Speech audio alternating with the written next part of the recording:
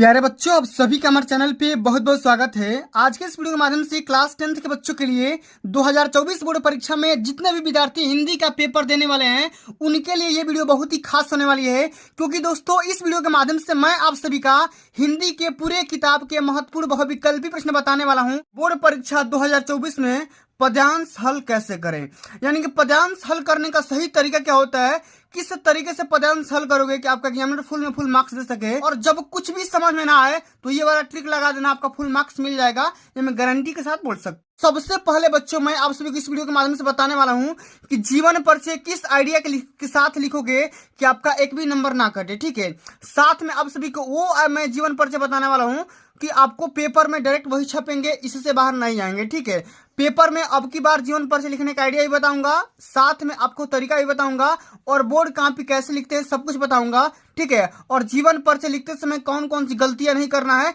ये भी मैं आप सभी को इसी वीडियो के माध्यम से बताने वाला हूं, सिखाने वाला हूं। ठीक है साथियों, इस वीडियो के माध्यम से मैं आप सभी को ये तो बताऊंगा है कि निबंध किस प्रकार लिखेंगे, निबंध लिखने का सही तरीका क्या होता है। साथ में मैं आप सभी को यह भी बताने वाला हूं कि निबंध लिखते समय कौन कौन सी गलतियां ना करें ताकि एग्जामिनर आपका नंबर ना काटे।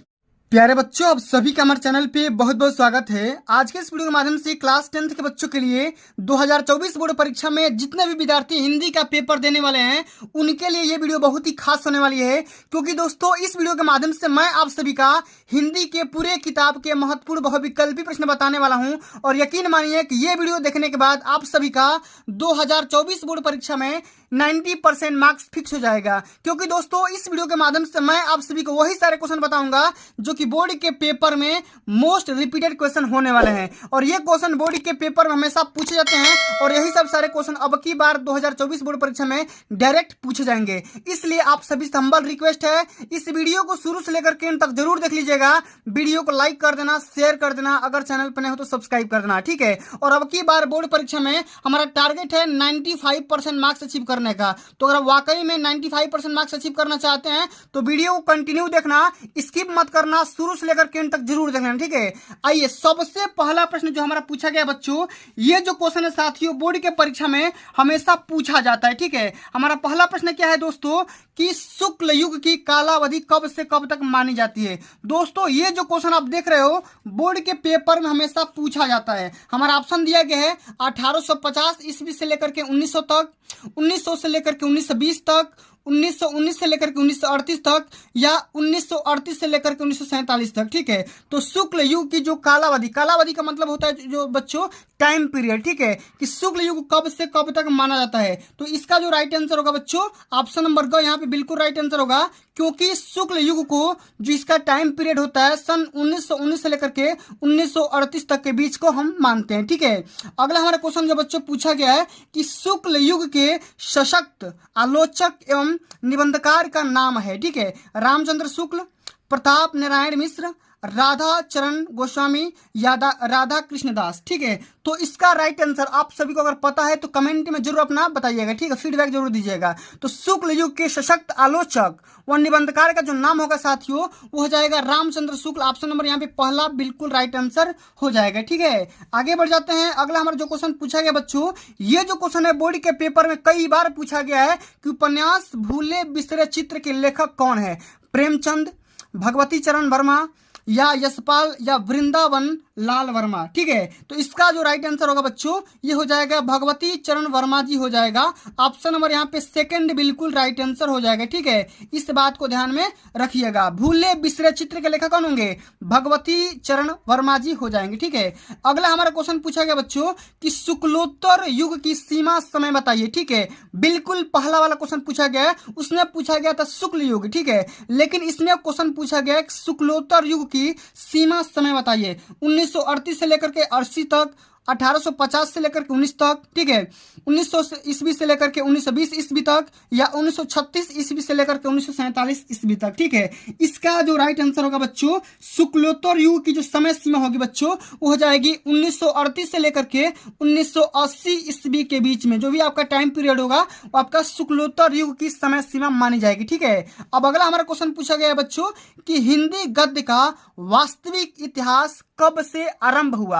आरंभ का मतलब स्टार्ट हुआ। ठीक है, हिंदी जो गद्य है इसका शुरुआत कब से हुआ ये बताना है। 1850 ईस्वी से, 1900 ईस्वी से 1938 ईस्वी से या सन 1919 ईस्वी से स्टार्ट हुआ। ठीक है, तो बताना है कि हिंदी गद्य का वास्तविक इतिहास कब से आरंभ हुआ था। तो ये हुआ था साथियों 1850 ईस्वी से। ऑप्शन नंबर हमारा पहला राइट आंसर हो जाएगा। ठीक है, आगे बढ़ते हैं। अगला हमारा क्वेश्चन पूछा गया बच्चों कि शुक्ल युग के प्रमुख इतिहासकार का नाम बताइए। ठीक है, कौन है? डॉक्टर नागेंद्र, हजारी प्रसाद द्विवेदी, बाबू गुलाब राय, ठीक है, गुलाब राय, या इनमें से कोई नहीं। ठीक है, तो शुक्ल युग के प्रमुख जो इतिहासकार हैं वो हो जाएंगे बाबू गुलाब राय। ऑप्शन नंबर यहाँ पे ग बिल्कुल राइट आंसर हो जाएगा। ठीक है, आगे बढ़ते हैं दोस्तों। अगला जो हमारा क्वेश्चन पूछा गया है, ये जो क्वेश्चन है बोर्ड के पेपर में कई बार रिपीट हुआ है कि शुक्लोत्तर युग के प्रमुख हिंदी आलोचक बताइए। ठीक है, उसका नाम बताना है।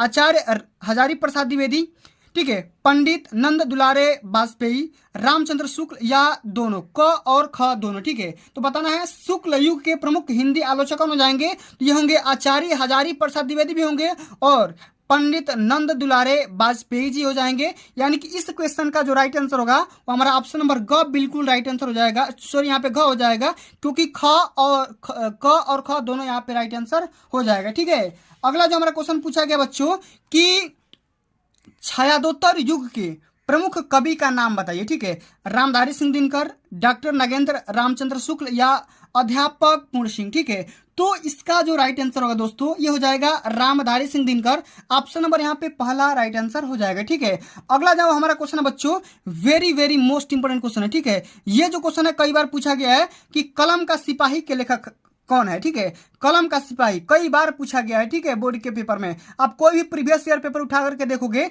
ये क्वेश्चन आपको देखने को जरूर मिल जाएगा कि कलम के सिपाही के लेखक कौन है। अमृत राय, गुलाब राय, मुंशी इंसा अल्लाह खान, या बैद्यनाथ मिश्र। ठीक है, तो इसका जो राइट आंसर होगा दोस्तों वो हो जाएगा अमृत राय। ठीक है, ऑप्शन नंबर हमारा पहला ही राइट आंसर हो जाएगा। ठीक है, आगे बढ़ जाते हैं। अगला हमारा क्वेश्चन पूछा गया है कि हिंदी गद्य की प्रमुख विधा, ठीक है, निबंध के लेखक, यानी बताना है प्रमुख निबंध के लेखक हैं मोहन राकेश, ठीक है, यशपाल, प्रेमचंद, या राम वृक्ष बेनीपुरी। ठीक है, इसका राइट आंसर हो जाएगा राम वृक्ष बेनीपुरी। ये है क्या? ठीक है, हिंदी गद्य के प्रमुख विधा निबंध के लेखक हो जाएंगे। ठीक है, इस निबंध के राइटर कौन हो जाएंगे? राम वृक्ष बेनीपुरी जी हो जाएंगे। ठीक है, आगे बढ़ जाते हैं। अगला हमारा क्वेश्चन पूछा गया है कि त्यागपत्र किस विधा की रचना है? जीवनी है, एक उपन्यास है, एक नाटक है, एक निबंध है, ये बताना है। त्यागपत्र किस विधा की रचना है? यह है उपन्यास। क्या है? उपन्यास है। सेकंड ऑप्शन बिल्कुल राइट आंसर होगा। ठीक है, आगे बढ़ते हैं। अगला हमारा क्वेश्चन पूछा गया बच्चों कि निम्न में से शुक्ल युग का नाटककार बताना है। ठीक है, हरि कृष्ण प्रेमी, लक्ष्मी नारायण मिश्र, या विष्णु प्रभाकर, या धर्मवीर भारती। ठीक है, इसका राइट आंसर बताना है कि शुक्ल युग का नाटककार कौन हो जाएंगे। ये हो जाएंगे दोस्तों हरि कृष्ण प्रेमी जी हो जाएंगे। पहला ऑप्शन यहाँ पे बिल्कुल राइट आंसर होगा। ठीक है, आगे देख लेते हैं। अगला जो हमारा क्वेश्चन पूछा गया है कि ध्रुव सामनी नाटक के लेखक कौन है। ठीक है, हरि कृष्ण प्रेमी, जयशंकर प्रसाद, विष्णु प्रभाकर, या मोहन राकेश। कई बार हमने बताया हुआ है। ठीक है, ध्रुव सामनी नाटक के लेखक कौन हो जाएंगे? जयशंकर प्रसाद। कई बार हमने जीवन पर से बताया है, इनकी कृतियां भी बताया है। ठीक है, जयशंकर प्रसाद की आपको जीवन पर से भी आगे बताना है। ठीक है, चलो आगे बढ़ जाते हैं। अगला जो हमारा क्वेश्चन पूछा गया बच्चों कि अर्धनारीश्वर के लेखक हैं। ठीक है, विष्णु प्रभाकर, प्रेमचंद, जयशंकर प्रसाद, या चतुरसेन शास्त्री।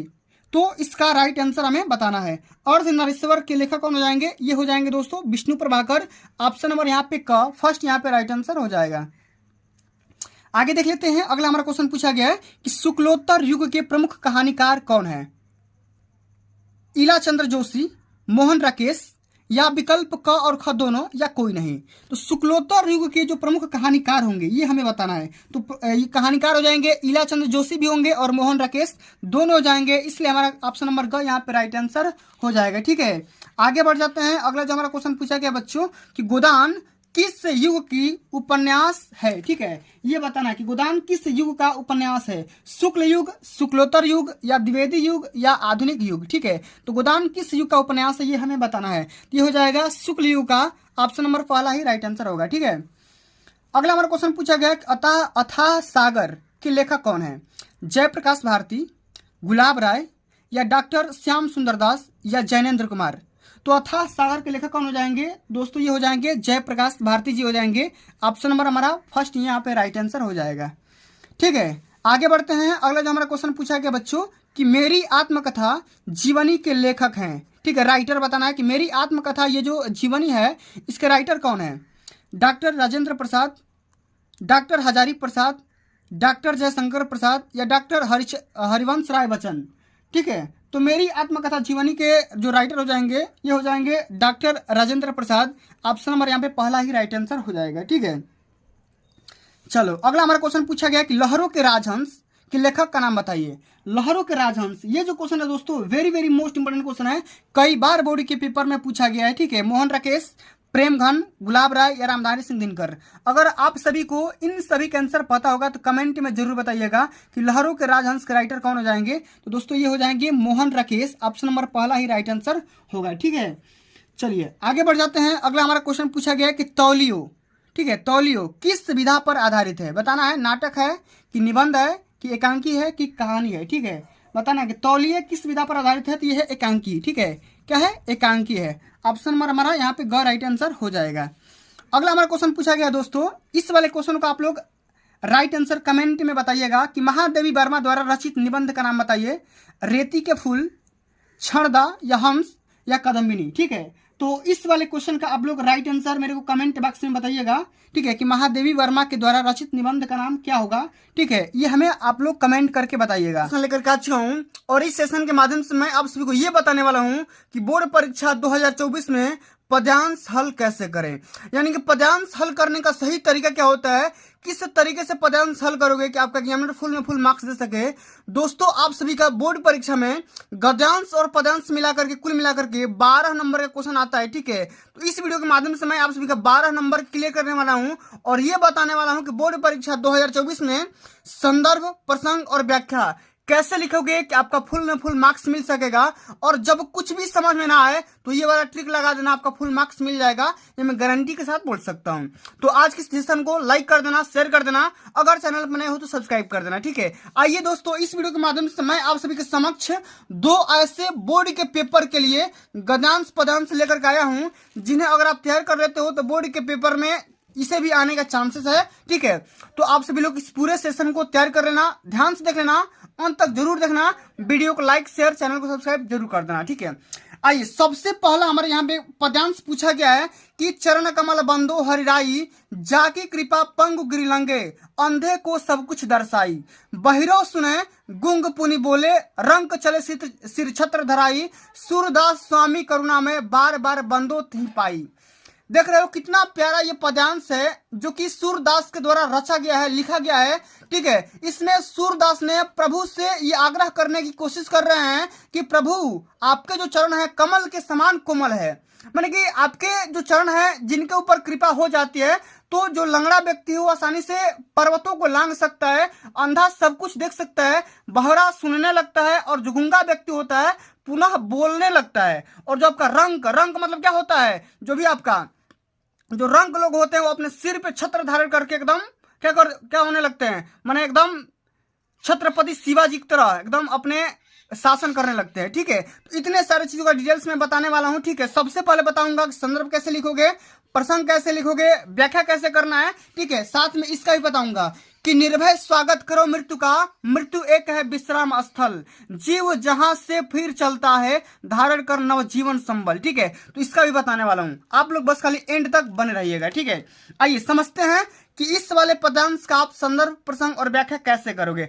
जब कुछ भी समझ में ना आए तो क्या करोगे। ठीक है, वही मैं बताऊंगा लेकिन अंत में बताने वाला हूं। ठीक है, तो सबसे पहले संदर्भ लिखोगे कि यहाँ पे देखो यह पद्य श्री सूरदास द्वारा रचित। अब बताओ कैसे समझ में आएगा कि सूरदास ने लिखा है, तो यहाँ पे देखो सूरदास के जितने भी यहाँ पे पद्यांश होते हैं उनमें अपना नाम वो जरूर डालते हैं। ठीक है, सूरदास स्वामी करुणा में बार बार बंदो ती पाई।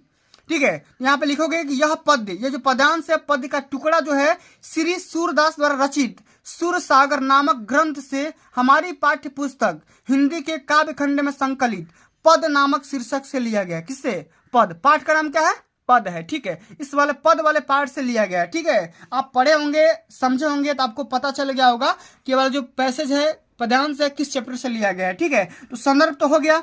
अब यहाँ पे प्रसंग लिखेंगे, तो प्रसंग इसमें क्या लिखेंगे, तो यहाँ पे लिखेंगे कि इस पद में कवि सूरदास जी कहते हैं कि श्री कृष्ण की महिमा का वर्णन और उनके चरणों की वंदना किया हुआ है। ठीक है, जो यहाँ पे कवि सूरदास हैं श्री कृष्ण भगवान के चरणों की और महिमा का वर्णन करते हुए इसमें पूरा बात लिखा हुआ है। तो प्रसंग में इतनी छोटी बातें लिख दोगे, लेकिन आपको व्याख्या में इसका अर्थ लिखना है, ठीक है, कि चरण कमल बंदो हरिराई, जाकी कृपा पंगु गिरिलंगे, अंधे को सब कुछ दर्शाई। तो सबसे पहले यहाँ पे एक एक लाइन का यहाँ पे क्या करना, आपको अर्थ लिखना है, ठीक है, मीनिंग लिखना है। तो कैसे लिखोगे यहाँ पे सबसे पहले समझिएगा। लिखेंगे कि भक्त शिरोमणि सूरदास श्री कृष्ण के कमल रूपी चरणों की वंदना करते हुए कहते हैं कि इन चरणों का प्रभाव बहुत ही व्यापक है, ठीक है, बहुत ही व्यापक है। इनकी कृपा हो जाने पर लंगड़ा व्यक्ति पर्वतों को लांघ सकता है। यहाँ पे लिखा गया है ना कि जाकी कृपा पंगु गिरि लंगे, यानी कि लंगड़ा व्यक्ति पर्वतों को लांघ सकता है, अंधे को सब कुछ दर्शाई, ठीक है, और अंधा को सब कुछ दिखाई देने लगता है, ठीक है। आगे लिखेंगे कि बहिरो सुने गुंग पुनि बोले, रंग चले सिर छत्र धराई, ठीक है। यहाँ पे लिखेंगे कि इनके चरणों के अनोखे प्रभाव के कारण बहरा व्यक्ति सुनने लगता है और गूंगा पुनः पुनः मतलब होता है फिर से, जो गूंगा व्यक्ति होता है जो बोल नहीं पाता है वो फिर से बोलने लगता है, ठीक है। अब यहाँ पे लिखेंगे कि रंग चले सिर छत्र धराई, रंग मतलब होता है जो दरिद्र व्यक्ति, ठीक है। तो किसी दरिद्र व्यक्ति पर श्री कृष्ण के चरणों की कृपा हो जाने पर वह राजा बनकर अपने सिर पर राज छत्र धारण कर लेता है, ठीक है। आगे लिखेंगे सूरदास जी कहते हैं ऐसे दयालु प्रभु श्री कृष्ण के चरणों की मैं बार बार वंदना करना चाहता हूँ, बार बार वंदना करता हूँ, ठीक है। इतना चीज आपको यहाँ पे अर्थ में लिख देना है, व्याख्या में लिख देना है। अंत में आपको एक चीज और लिखना है, काव्यगत सौंदर्य, ठीक है। इसमें क्या होगा, इसमें ये लिखेंगे कि इसमें भाषा कौन सी उपयोग किया गया है, रस कौन सा आया है, छंद कौन सा आया है, गुण का नाम बताइए, अलंकार इसमें कौन सा उपयोग किया गया है, किस शैली का इस्तेमाल किया गया है, तो आपको यहाँ पे लिखना है। तो भाषा यहाँ पे साहित्यिक ब्रज भाषा है, सभी को पता हो गया। भक्ति यहाँ पे रस है, ठीक है, ठीक है। यहाँ पे 6 गे पद यहाँ पे लिखा गया है और यहाँ पे प्रसाद गुण है, ठीक है। अलंकार यहाँ पे रूपक अलंकार है और शैली मुक्तक है। इतने सारी चीजों का डिटेल्स यहाँ पे आपको लिखना होता है, ठीक है, इतने चीजों का। अगर आप इस तरीके से पद्यांश और गद्यांश हल करोगे तो आपका एक भी नंबर नहीं कटेगा, ये मैं गारंटी के साथ बोल सकता हूँ, ठीक है। चलिए अब आगे हम बढ़ेंगे अगले नंबर पैसेज के ऊपर, ठीक है। अगला हमारा जो पद्यांश दिया गया है कि निर्भय स्वागत करो मृत्यु का, मृत्यु एक है विश्राम स्थल, जीव जहां से फिर चलता है धारण कर नव जीवन संबल। मृत्यु एक सरिता है जिसमें श्रम से कातर जीव नहाकर फिर नूतन धारण करता काई रूपी वस्त्र बहाकर। मैंने ऐसा बोला जाता है कि इंसान कभी मरता नहीं है, आत्मा कभी भी मरती नहीं है, आत्मा अमर है। एक आत्मा, अगर इंसान मरता है तो आत्मा एक शरीर से दूसरे शरीर में धारण कर लेती है, जैसे कि सरिता है, नदियां है, ठीक है। नदियां एक जगह पर रुकती नहीं है, वो कहीं ना कहीं किसी ना किसी समुद्र में जाकर के मिल जाती है। उसी प्रकार मृत्यु का भी एक अपना अंग है, भाग है। मृत्यु भी ऐसा ही बिहेव करती है, व्यवहार करती है, ठीक है। तो एक एक चीजों का डिटेल्स में समझेंगे कि मृत्यु स्वागत करो, निर्भय स्वागत। निर्भय का मतलब बिना डरे हुए, ठीक है। मृत्यु मतलब मृत्यु से डरो नहीं। इंसान क्या करता है, मरने से डरता है, लेकिन डरना नहीं चाहिए भाई। तुम शरीर अपना बदल रहे हो, कपड़ा बदल रहे हो, लेकिन जो तुम्हारी आत्मा है, ठीक है, वो कभी मरती नहीं है, आत्मा अमर है, ठीक है। तो इसी बारे में लिखना है, समझना है। सबसे पहले हम यहाँ पे लिखेंगे संदर्भ, लिखेंगे कि प्रस्तुत पदांश हमारी पाठ्य पुस्तक हिंदी के काव्य खंड में संकलित श्री राम नरेश त्रिपाठी द्वारा रचित स्वदेश प्रेम शीर्षक से लिया गया है या अवतरित है, ठीक है। यहाँ पे तो हो गया, मैंने संदर्भ में आपको 2 चीजें लिखना होता है, एक तो पाठ का नाम और यहाँ पे एक लेखक का नाम या कवि का नाम, ठीक है। इतना चीज आपको संदर्भ में लिखना है, ठीक है। प्रसंग में क्या लिखोगे, कवि ने प्रस्तुत पंक्तियों में मृत्यु से भयभीत न होने की प्रेरणा दी है, कि मृत्यु से कभी डरना नहीं है, ठीक है। मृत्यु से कोई भी इंसान निर्भय रहना चाहिए, इसे कभी भी डरना नहीं चाहिए। अब यहाँ पे लिखेंगे व्याख्या, व्याख्या मतलब एक एक चीजों का अर्थ लिखेंगे। निर्भय स्वागत करो मृत्यु का, मृत्यु एक है विश्राम स्थल। यहाँ पे अर्थ लिखेंगे कि हे भारत के वीरों, तुम निर्भय होकर के मृत्यु का स्वागत करो, ठीक है, और मृत्यु से कभी डरो मत, ठीक है। क्योंकि मृत्यु वह स्थान है जहां मनुष्य अपने जीवन भर की थकावट को दूर कर विश्राम प्राप्त करता है। मतलब जिंदगी में जो भी हमने कठिनाइयां प्राप्त किया हुआ है, ठीक है, इंसान अपने लंबे समय में अपने जीवन भर में जो भी कठिनाइयां, दुख, पीड़ा जो भी झेला हुआ है, ठीक है, वो उसका कब समाप्त होता है, जो मर जाता है, ठीक है, ठीक है। अंत में लिखेंगे कि अतः मृत्यु को उससे भयभीत नहीं होना चाहिए। मृत्यु वह स्थान है जहां मानव नया शरीर धारण करता है, और मृत्यु एक नदी है। क्या है, एक नदी है, सरिता है, जिसमें नहा करके थकान दूर होता है तथा इसमें नहाकर नए वस्त्र मनुष्य धारण करता है, ठीक है। तो इतने सारी चीजों का यहाँ पे आपको डिटेल में लिखना होता है। अब काव्यगत सौंदर्य में लिख देंगे, इसमें वीर रस आया है, प्रत्येक चरण में छंद छंद रस का इस्तेमाल किया गया है। भाषा इसमें सरल खड़ी बोली आया हुआ है और गुण इसमें भी प्रसाद रस आया हुआ है। तो इस तरीके से साथियों आपको यहाँ पे पूरे संदर्भ प्रसंग व्याख्या आपको लिखना होता है। ठीक है, तो दोस्तों आज के लिए बस इतना ही। अगर ये वीडियो आप सभी को अच्छी लगी होगी, हेल्पफुल लगी होगी, तो वीडियो को लाइक कर देना, शेयर कर देना। अगर चैनल पर नए हो तो सब्सक्राइब कर देना। जल्द ही मिलते हैं अगली वीडियो में, तब तक के लिए जय हिंद, जय भारत, वंदे मातरम। प्यारे बच्चों, आप सभी का हमारे चैनल पे बहुत बहुत स्वागत है। दोस्तों आज के इस वीडियो के माध्यम से क्लास 10th और 12th के बच्चों के लिए हिंदी में आपका जीवन परिचय बताने वाला हूँ। ये वीडियो उन विद्यार्थियों के लिए खास होने वाली है जो कि क्लास 10th या 12th में है और जिनको बोर्ड परीक्षा 2024 देना है। दोस्तों इस वीडियो के माध्यम से मैं आप सभी के लिए ऐसे 5 महत्वपूर्ण जीवन परिचय लेकर के आया हूँ जिन्हें अगर आप तैयार कर लेते हो, समझ लेते हो, तो बोर्ड परीक्षा में आपका 10 नंबर पक्का हो जाएगा। ये मैं दावे के साथ बोल सकता हूँ। ठीक है, तो इस वीडियो को ध्यान से देख लेना, अंत तक जरूर देखना। वीडियो को लाइक कर देना, शेयर कर देना। अगर चैनल पर नए हो तो सब्सक्राइब कर देना, क्योंकि इससे बाहर पेपर में जीवन परिचय नहीं आएंगे। ठीक है, सबसे पहले बच्चों मैं आप सभी को इस वीडियो के माध्यम से बताने वाला हूं कि जीवन परिचय किस आइडिया के साथ लिखोगे कि आपका एक भी नंबर ना कटे। ठीक है, साथ में आप सभी को वो मैं जीवन परिचय बताने वाला हूं कि आपको पेपर में डायरेक्ट वही छपेंगे, इससे बाहर नहीं आएंगे। ठीक है, पेपर में अब की बार जीवन परिचय लिखने का आइडिया भी बताऊंगा, साथ में आपको तरीका भी बताऊंगा और बोर्ड कॉपी कैसे लिखते हैं सब कुछ बताऊंगा। ठीक है, और जीवन परिचय लिखते समय कौन कौन सी गलतियां नहीं करना है ये भी मैं आप सभी को इसी वीडियो के माध्यम से बताने वाला हूं, सिखाने वाला हूं। ठीक है, तो सबसे पहले ये दोस्तों हम ये समझ लेते हैं कि बोर्ड परीक्षा 2024 के पॉइंट ऑफ व्यू से आपको कौन कौन से जीवन परिचय तैयार करके जाना है। ठीक है, तो सबसे पहले साथियों आपको तैयार करना, यहाँ पे देखो सबसे पहले ये बात समझो कि बोर्ड परीक्षा में देखो कवि का भी जीवन परिचय आता है और लेखक का भी जीवन परिचय आता है। ठीक है, दोनों का नंबर समान होता है। लेखक का जीवन परिचय लिखना होता है, साहित्यिक परिचय लिखना होता है, साथ में दोनों की कृतियां यानी कि रचना का भी नाम लिखना होता है।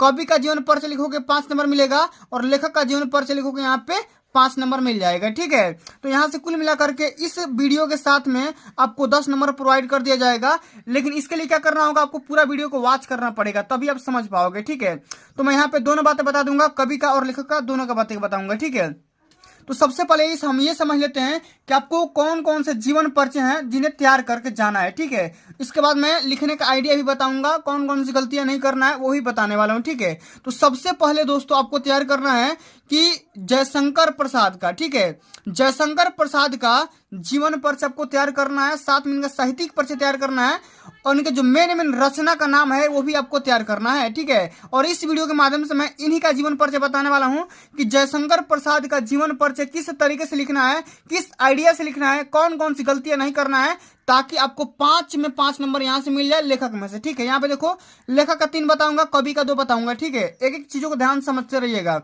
और अगला जो कि आपको तैयार करना है, वेरी मोस्ट इंपोर्टेंट जीवन परिचय है कि डॉक्टर राजेंद्र प्रसाद का। यह भी बोर्ड के पेपर में हमेशा आता है, हर साल आता है। ठीक है, ऐसा कोई साल नहीं होगा जिसमें आपका ये नहीं आया होगा। ठीक है, तो दोनों वेरी मोस्ट इंपोर्टेंट है, तैयार करके जाना है, इसी में से आएगा, बाहर नहीं आएगा।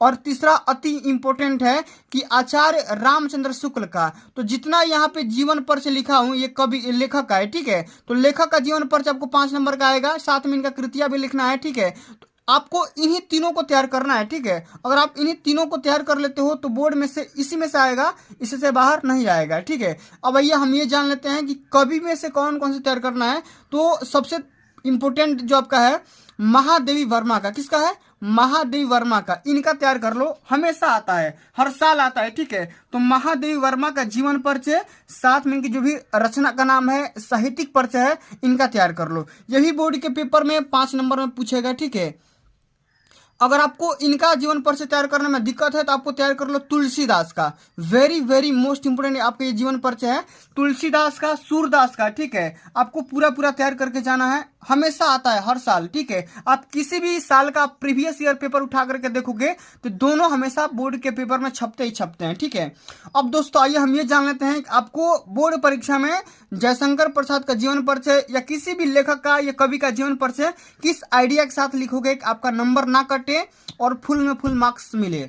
ठीक है, तो सबसे पहले आपको हेडिंग लगाना है यहाँ पे प्रश्नोत्तर संख्या, जो भी आपके यहाँ पे क्वेश्चन नंबर होगा वहां पे क्वेश्चन नंबर लगा करके यहाँ पे लिख देना है ब्लैक पेन से, और यहाँ पे एक और हेडिंग लगाना है, जिस लेखक का या कवि का जीवन परिचय आप यहाँ पे लिख रहे हो उनका यहाँ पे नाम लिख देना। ठीक है, फिर यहाँ पे हेडिंग लगा होगा जीवन परिचय ब्लैक पेन से, ठीक है।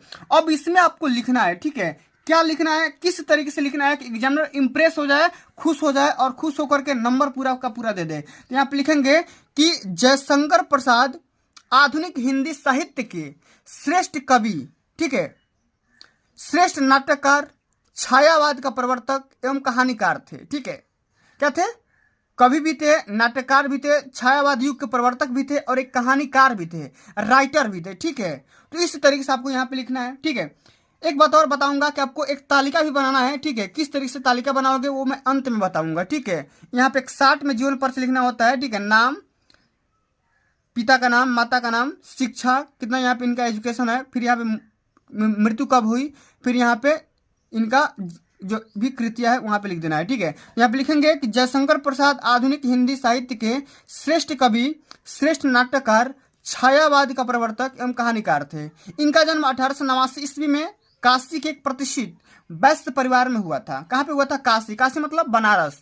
अब काशी का नाम चेंज कर दिया गया है, बनारस कर दिया गया है, ठीक है। तो आप सभी को पता होगा। इनके पिता का नाम देवी प्रसाद था और माता का नाम मुन्नी देवी था, ठीक है। किनके पिता का नाम? जयशंकर प्रसाद के, ठीक है। इनके पापा का क्या नाम था? देवी प्रसाद था और माता का नाम यानी मम्मी का नाम क्या था? मुन्नी देवी था। जब ये छोटे बच्चे थे तो इनके पिता और बड़े भाई का देहांत हो गया था, मृत्यु हो गया था, ठीक है।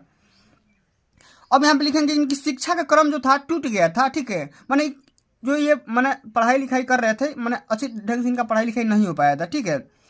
यहाँ पे लिखेंगे अपने गृह के व्यापार को संभालते हुए इन्होंने घर पर ही हिंदी, अंग्रेजी, संस्कृत, उर्दू और फारसी भाषा का अध्ययन किया। माने जब शिक्षा का क्रम टूट गया तो इन्होंने घर पे ही पढ़ाई लिखाई स्टार्ट किया और इतने सारे सब्जेक्ट का इन्होंने अध्ययन किया बढ़िया से, ठीक है। परिवारजनों की मृत्यु, आर्थिक संकट, पत्नी वियोग आदि संघर्षों को झेलते हुए रोगी होने के कारण जनवरी 1937 ईस्वी में इनकी संसार से सिधारे गए, ठीक है। माने इनकी मृत्यु हो गई, ठीक है। यहाँ पे लिख देंगे इतनी बात है। तो इतनी ही बातें आपको जीवन परिचय में लिखना है, ठीक है। इतना सारा बातें लिख दोगे एग्जामिनर समझ में आ जाएगा, उसको आपका नंबर दे देगा। अब यहाँ पे एक बात और लिखेंगे, ठीक है। कभी कभी ये पूछ देता है इनका साहित्यिक परिचय या साहित्यिक योगदान लिख दो। ये क्लास 12th में हमेशा पूछा जाता है, ठीक है, अक्सर। तो इसमें क्या लिखेंगे कि प्रसाद जी की प्रारंभिक रचनाओं में ही संकोच और झिझक होते हुए भी अकुल चेतना का दर्शन है। इनकी रचनाओं में प्रकृति की रमणीयता और मधुर है। प्रसाद जी छायावादी कवि हैं, ठीक है। प्रसाद जी का काव्य के अलंकारों की दृष्टि से भी अत्यंत समृद्धि है। इसमें लिखेंगे कि प्रेम और सौंदर्य उनके काव्य का प्रधान है।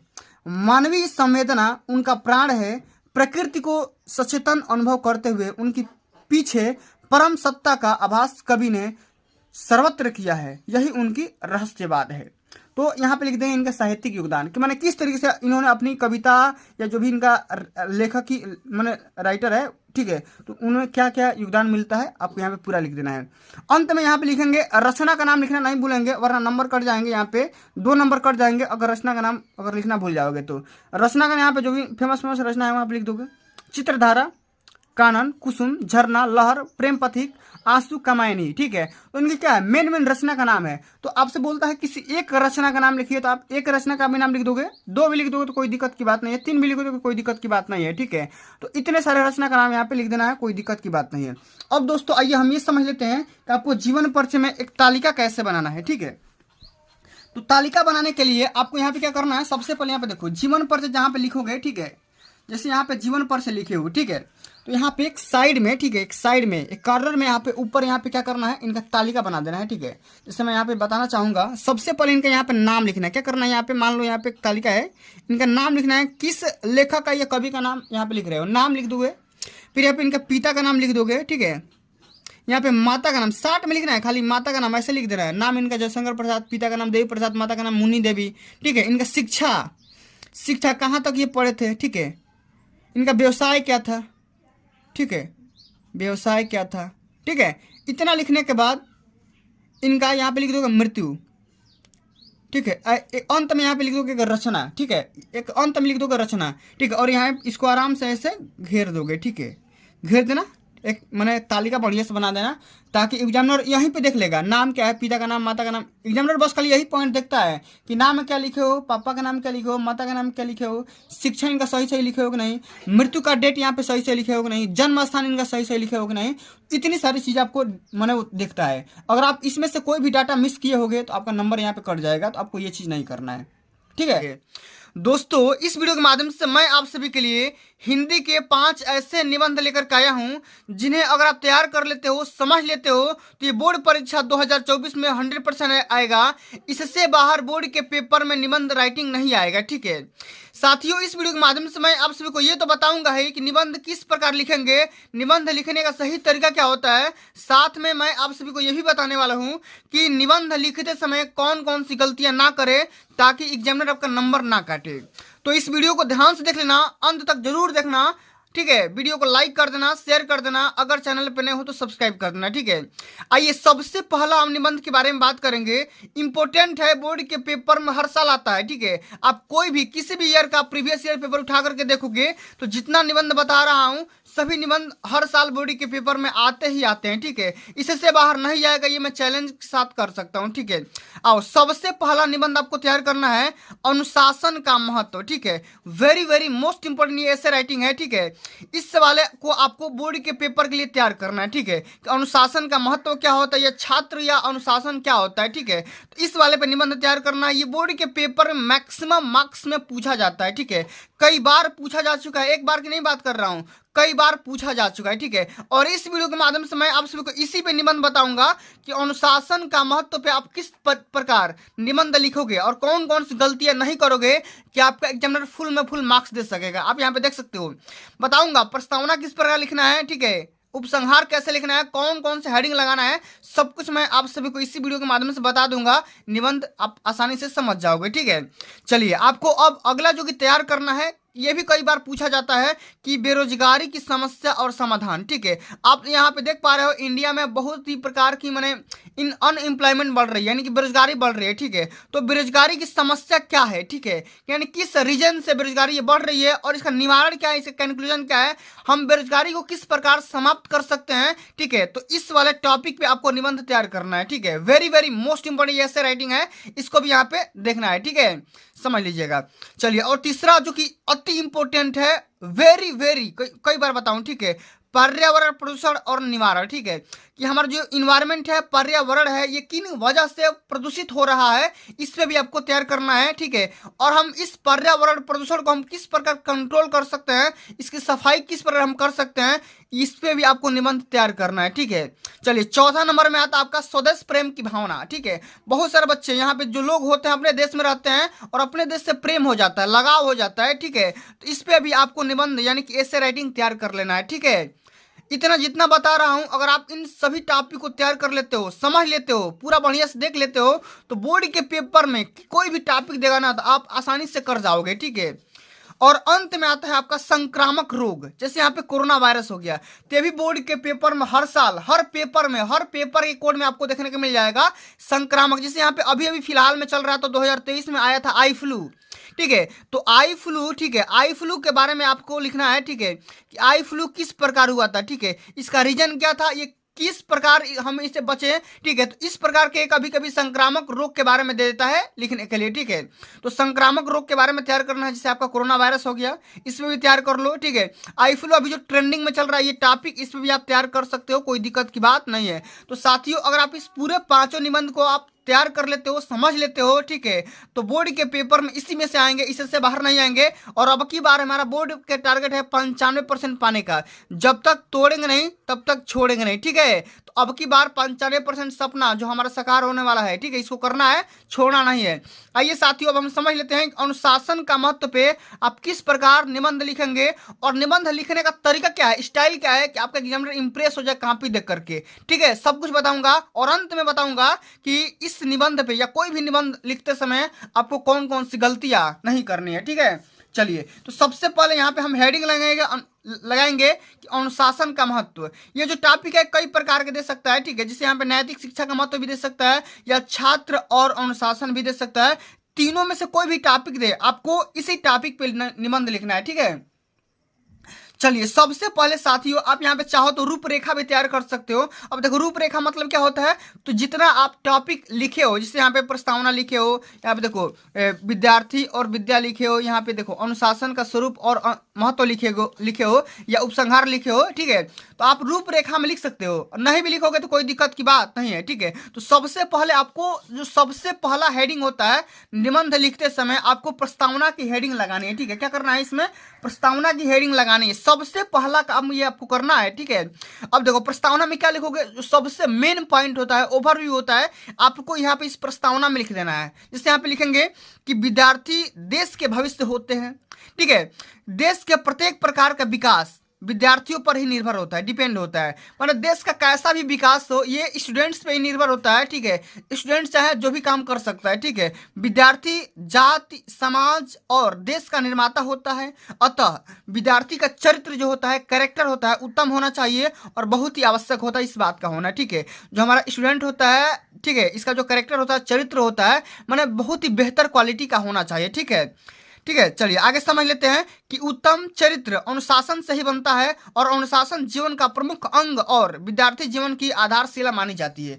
तो ये चीज आपको इस प्रस्तावना में लिख देना है, ठीक है। मेन पॉइंट आपको लिखना है और यहाँ पे ऐसे ऐसे शब्द इस्तेमाल करना है ताकि एग्जामिनर आपका पढ़े तो उसका दिमाग एकदम बढ़िया से खुश हो जाए, ठीक है, तभी आपका नंबर देगा। अगर आप मैंने बेहतर शब्दों का इस्तेमाल नहीं करेंगे तो आपका नंबर कहीं ना कहीं काट देगा, ठीक है। चलिए अब हम अगला टॉपिक लगाएंगे विद्यार्थी और विद्या।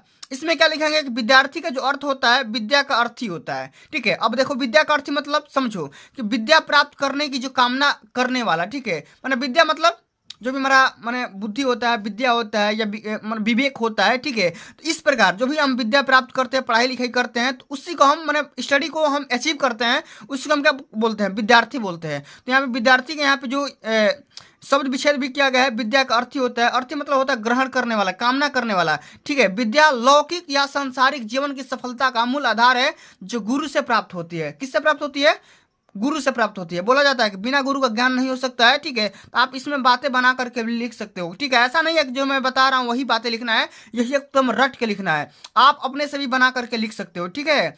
चलिए आगे समझ लेते हैं कि अनुशासन का स्वरूप और महत्व। अब देखो इसमें क्या लिखोगे, ठीक है, आराम आराम से यहाँ पे टॉपिक बना करके ब्लैक पेन से लिखना है, ठीक है। कैसे लिखोगे, तो अनुशासन का अर्थ सबसे पहले समझो।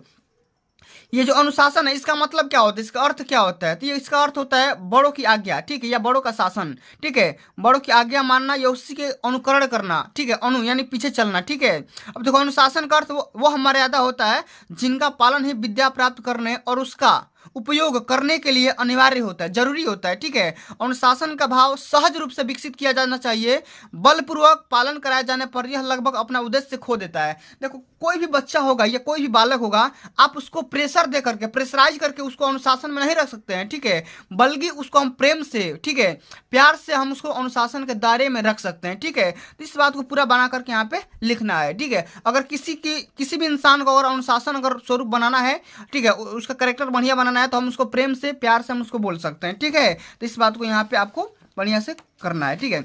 अब यहाँ पे लिखेंगे अगला जो हमारा टॉपिक होगा कि अनुशासनहीनता के कारण। अब यहाँ पे देखो कई बार ऐसा भी होता है कि कुछ ऐसे भी लोग होते हैं, कुछ ऐसे भी बच्चे होते हैं जो कि इस दायरे को भूल जाते हैं, ठीक है, कि आपको किस अनुशासन में रहना है, अपना अनुशासन खो देते हैं, ठीक है। इसका रीजन क्या होता है, तो रीजन समझिएगा। तो वस्तुतः विद्यार्थियों में अनुशासनहीनता एक दिन में पैदा नहीं होती है, बल्कि अनेक कारणों की वजह से होती है और कई दिनों ये लगता है ऐसा काम होने में। जैसे सबसे पहले यहाँ पे आता है कारण पारिवारिक कारण। देखो अब पारिवारिक कारण मतलब इसमें परिवार के लोगों का दोष हो सकता है। जैसे यहाँ पे देखो बालक की पहली जो पाठशाला होती है उसका परिवार होता है, उसका फैमिली होता है। कोई भी बच्चा होता है, ठीक है, तो उसका बच्चा का जो पहला जो स्कूल होता है, ऐसा माना जाता है कि भाई उसका जो पहला स्कूल है उसका क्या है, परिवार ही है, ठीक है। स्कूल क्या है, उसका परिवार है। माता पिता के आचरण का बालक पर गहरा प्रभाव पड़ता है, यानी कि ऐसा बोला जाता है कि जो उसका मम्मी पापा, ठीक है, जिस बिहेवियर के होंगे, जिस व्यवहार के होंगे, जैसा बोलते होंगे, उस वैसा ही बातें वाणी, ठीक है, उसी प्रकार का उसका बालक भी, उसका बच्चा भी इस्तेमाल करना, यूज करना स्टार्ट कर देगा, ठीक है। अब अगला हमारा आता है सामाजिक कारण। सबसे पहला तो हमारा हो गया पारिवारिक कारण। परिवार में मतलब जैसा आप बच्चों के साथ बिहेव करेंगे वो भी आगे चल करके आपके साथ भी वैसा ही बिहेव करेगा, ठीक है। अब अगला आता है सामाजिक कारण। इसमें क्या होगा, सोशल रीजन की वजह से क्या होगा, विद्यार्थी जब समाज में भ्रष्टाचार, घुसखोरी, चोरी या भाई भतीजा फैजाबाद या फैशन परस्ती आदि को देखता है तो वह विद्रोह कर उठता है, ठीक है, और अध्ययन की उपेक्षा करने लगता है। मैंने कोई भी बहुत सारे ऐसे बच्चे होते हैं समाज में जो कि अपने आसपास जैसे भ्रष्टाचार को देखते हैं, घुसखोरी को देखते हैं, या चोरी डकैती या कभी कभी झगड़े को देखते हैं, तो उनको मन में भी ऐसा होना माने बिहेवियर आ जाता है, ठीक है, ये नेचर है, ठीक है, कि जो लोग जैसा देखते हैं वैसा करने पे तुल जाते हैं, ठीक है, ठीक है। तो ये हो जाता है सामाजिक कारण, ठीक है। तो इस समाज की वजह से भी इस प्रकार की अनुशासनहीनता आ जाती है, ठीक है। अब यहाँ पे हम ये समझ लेते हैं दोस्तों कि इसका निवारण किस प्रकार कर सकते हैं, माने इसका हम कैलकुलेशन माने इसको कैसे कंट्रोल कर सकते हैं, इसको समझिएगा, ध्यान से समझिएगा, ठीक है। तो छात्र जो होता है, छात्र अनुशासनहीनता का उपयुक्त कारणों को दूर करने के ही हम समस्या का समाधान कर सकते हैं, ठीक है। कैसे कर सकते हैं, सबसे पहले समझिएगा कि सर्वप्रथम वर्तमान शिक्षा व्यवस्था को व्यवहारिक बना सकते हैं, ठीक है, और उसके जीवन में सुधार कर सकते हैं। सबसे पहला रीजन क्या होता है कि भाई देखो, जितना जल्दी हो सके आप अपने बच्चों को एक अच्छे स्कूल में माने भेजिए, पढ़ाइए, ठीक है। इस प्रकार आप इसके निवारण कर सकते हैं, ठीक है। तो ये होता है निवारण करने का उपाय, ठीक है। अब हम अंत में लिखेंगे इसका उपसंहार, माने इसका कंक्लूजन क्या होगा, माने हम ये क्यों कर रहे हैं, अनुशासन का जो हमारा ये महत्व होता है, ये किन किन वजह से हो रहा है, इसका रीजन क्या है, ठीक है, सब कुछ हम उपसंहार में लिख सकते हैं, ठीक है। तो छात्रों के समस्त असंतोषों का जनक अन्याय है, इसलिए जीवन के प्रत्येक क्षेत्र में अन्याय को मिटाकर ही देश में सच्ची सुख शांति लाई जा सकती है, ठीक है। छात्र अनुशासनहीनता का मूल जो भ्रष्ट होता है राजनीति, समाज, परिवार और दूषित शिक्षा प्रणाली में निहित होता है। मैंने बताया ना आपको कि ये जो अनुशासनहीनता ये एक जगह से नहीं आती है, ये एक बार में नहीं आती है, एक दिन में नहीं आती है, ये बहुत रीजनों की वजह से आ सकती है, ठीक है। इनमें सुधार लाकर ही हम विद्यार्थी में व्याप्त अनुशासनहीनता की समस्या, ठीक है, कि अस्थायी समाधान ढूंढ सकते हैं। तो इस तरीके से आप सभी को यहाँ पे पूरा यहाँ पे टोटली यहाँ पे निबंध लिखना होता है। अब दोस्तों आइए समझ लेते हैं 1 मिनट में कि आपको निबंध लिखते समय कौन कौन सी गलतियां नहीं कर रही है। सबसे पहले यहाँ पे किसी भी निबंध को लिखते समय हेडिंग को लिखना नहीं भूलना है, प्रश्नोत्तर संख्या नहीं भूलना है, ब्लैक पेन का इस्तेमाल करना है, कहीं काटा पीटी नहीं करना है, ठीक है। तो इस प्रकार का सबसे पहले तो यहाँ पे नहीं लिखना है, और बातें ज़्यादा बतंगड़ यहाँ पे बना करके या उल्टा पुल्टा बातें यहाँ पे नहीं लिखना है, ठीक है। तो इतने सारे चीज़ों को फॉलो करना है, ठीक है। अगर आप इतने स्टेप को फॉलो कर लेते हो तो बोर्ड के पेपर में जो भी आपका मैक्सिमम नंबर का निबंध आता है आपको आसानी से मिल जाएगा, कोई दिक्कत की बात नहीं होगी, ठीक है। तो दोस्तों आज के लिए बस इतना ही। अगर ये वीडियो आप सभी को अच्छी लगी होगी, हेल्पफुल लगी होगी, तो एक बार वीडियो को प्यार से लाइक कर दो, जितना हो सके शेयर कर दो, और अभी तक आप मेरे चैनल ऑनलाइन स्टडी सीरीज पे नए हो तो सब्सक्राइब कर दो। जल्दी मिलते हैं अगली वीडियो में, तब तक के लिए जय हिंद, जय भारत, वंदे मातरम।